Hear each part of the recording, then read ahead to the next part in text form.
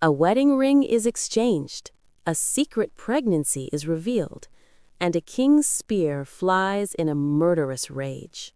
The final thread of loyalty has just been severed, and the most dangerous man in Israel is no longer the king on the throne, but the fugitive in the shadows. The wedding of David and Michal is not a celebration. It is the most tense political summit of the season. Every smile is forced, every toast is a veiled threat. We predict the episode will masterfully contrast the public joy with private terror. The gift of the family ring from Miab isn't an act of kindness, it's a transfer of legacy, a silent acknowledgement from Saul's own daughter that David is the true heir. While crowds cheer outside, inside the palace, the cracks are widening. Adriel will circle David like a vulture, his whispers about the anointing no longer a secret, but a public weapon. Meanwhile, Jonathan and Sara's joyful discovery of her pregnancy is layered with dread. This isn't just a new life, it's a new claimant to the throne, a direct threat in the eyes of a paranoid king, and a future obstacle for an anointed one. Their vow to flee is the show's most heartbreaking promise, because we know it's a peace they will never find. While the wedding distracts the court, the true heir of Saul's corruption is at work. Ishbaal's return from exile hasn't humbled him, it has made him more ruthless. The murder of Dinah isn't a crime of passion, it's a cold, calculated elimination of a loose end. He silences the one person connecting the dots, from the mercenaries to the silo fire to the throne itself. But the true power of this scene lies with Miab. Her decision to cover up the murder is the point of no return for her character. She isn't just protecting her brother, she is choosing the preservation of her corrupt family over justice, becoming an accomplice to the very evil that is rotting the kingdom from within. This single act proves that the house of Saul is beyond saving, willing to sacrifice its own people to maintain its crumbling power.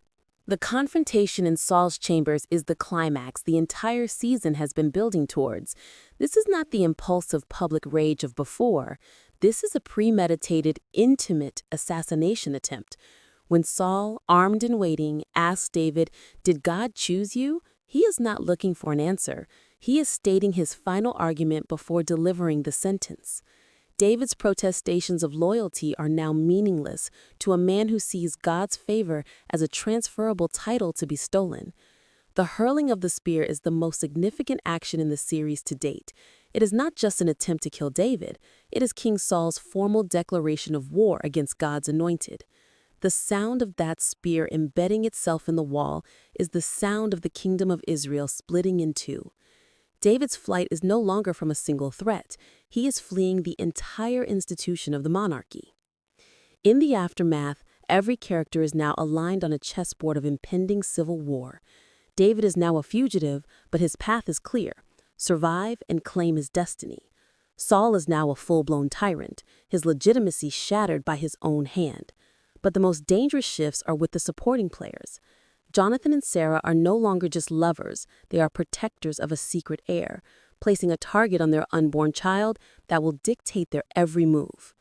Miab, complicit in murder, is now irrevocably tied to Ishbaal's bloody ascent, making her a key player in the anti-David faction.